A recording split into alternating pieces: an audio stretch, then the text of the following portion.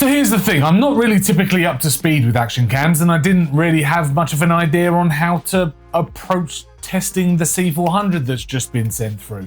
Now, I use my Osmo Action 4 for my football videos on Instagram, and I take it on holiday with me when I go. I also use it to create content on the channel now, like time-lapse setups and more vlog-style commentary, as I have a little lav mic as well. I've also recently started running too, so I thought I'd give the SJCAM C400 a little test there as well. Now, this video isn't going to stick to any kind of order. It is a bit messy, but there will be chapters below for you to scrub through if you didn't want to listen to me bang on.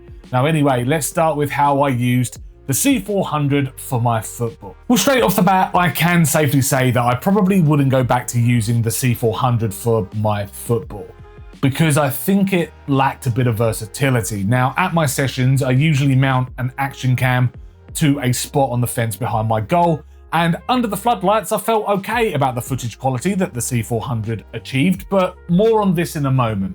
Now, I do still have my reservations about it because it presented me with a very big problem, and that's the fact that it's only got a front screen on the little camera part, which means framing my shot was pure guesswork, as you can see here from my footage from the first session on screen now, and the absolute failed attempt of capturing any action whatsoever. Now, it was just pure guesswork mounting my camera on the fence, and I must say it was a disaster. I did take the handle with me to my second session because it acts as a wireless monitor to the action camera to make framing a little bit easier, but the lag I experienced between the two when trying to mount the camera just got in the way of framing my shot in the very little time I actually have to get my camera set up before the session actually starts. It's all just a little bit too clunky for something I need to be quite quick to set up and go. And yeah, sure, I could just stick to the action cam, only run around the fence and check my framing on the front screen.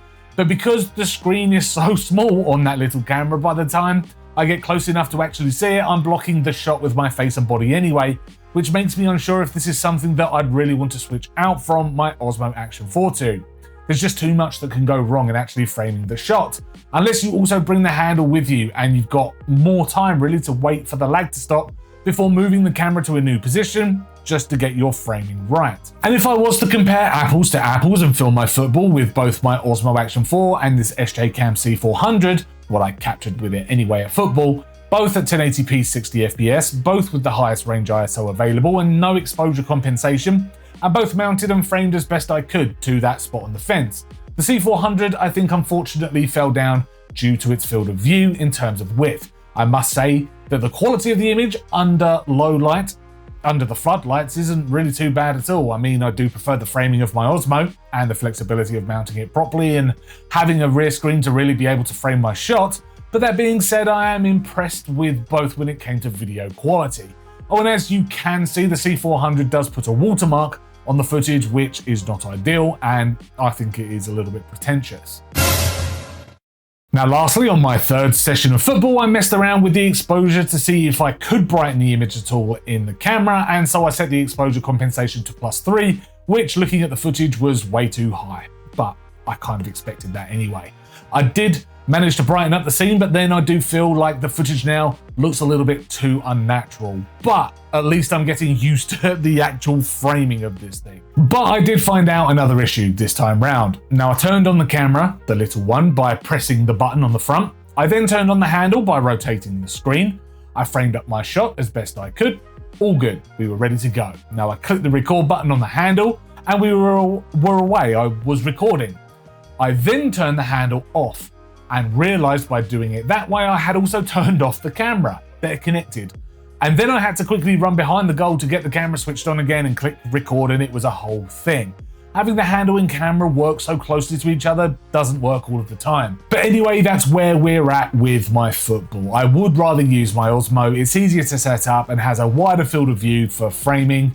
But before we talk about running, let's talk about the field of view, because here's just an example of the ultra-wide feature that comes with both action cameras. The C400 does have the horizon steady feature switched off, and so does the Osmo Action 4. To be honest with you, there is no like horizon steady features on there either, just to get the image as wide as possible, which is going to be fine if you're going to be mounting it to something. But if you are wanting that ultra-wide view while, I don't know, doing sports or skateboarding, snowboarding, or even jogging, like I've been out with the C400 to test, then it's just not going to be very steady, and it's going to pick up every single bump or jump, or every time the camera gets knocked, then it's going to pick that up. It's not going to keep it very steady at all. So for mounting purposes, absolutely fine, but for action purposes, not great at all. So running, let's talk about it, because I have taken the camera out for a couple of runs now.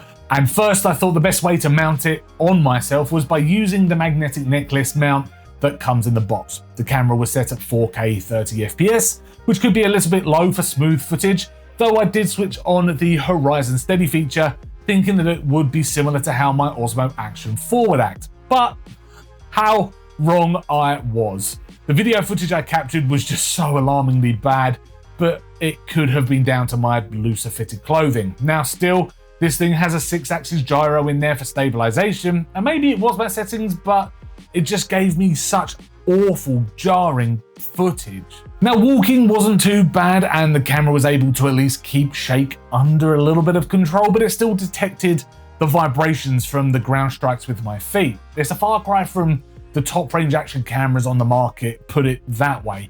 And it's where you start to see just how budget this thing really is. I mean, even slowly panning the camera in the same 4K 30 FPS quality mode with Horizon Steady switched on, the footage just seems so incredibly noisy and grainy, like it was shot on a cheap CCTV camera or a 10-year-old mobile phone. When Horizon Steady is switched off, it can provide a clearer footage because it's not being punched in. However, you're then going to be introducing a lot more shake into your footage, and then you might as well stop using it as an action cam altogether. The second time I went out for a run, I left the magnetic necklace back at home and opted to hold the camera in its handle instead to show off the different stabilization modes. Though I must say, you're not going to want to hold this out in front of you for long periods of running time. You can see straight away though that any stabilization switched off just provides a very unusable piece of footage, I think. Now, turning on the anti-shake did help a lot though with this, and then turning on Horizon Steady helped this even further. But it's still not a very smooth piece of footage, and every time my feet landed on the pavement, the camera detected that shockwave. It still wasn't a smooth enough experience for me to really call this a true action cam, especially as this thing with its accessories can cost just as much as an Osmo Action 4 without its accessories, if that makes sense, so just the camera by itself.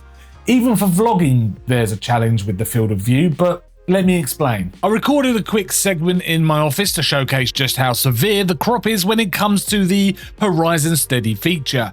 If you're wanting to hold this camera out in front of you, you're going to need some pretty long arms to even get into frame properly, which is a negative for me too, because if you're walking without any stabilization on your footage, it's going to look very, very shaky. I will say that the C400 isn't sold as a sports action cam, despite the website showing off mountain biking.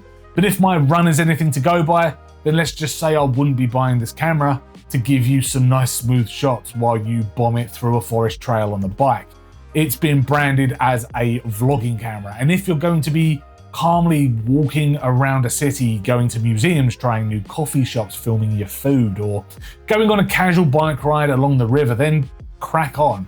Though the actual quality of footage achieved isn't great, and chances are it's probably worse than the camera on your mobile phone that you already have in your pocket anyway. If you didn't want to shoot in 4K either, you can drop the resolution to 1080p or even 720p with the max FPS now at 120. So you can begin to get smoother looking shots. However, the quality of shots does get worse because the resolution is lower, and the 4K 30 mode isn't exactly great to begin with anyway, especially if you're using the Horizon Steady mode.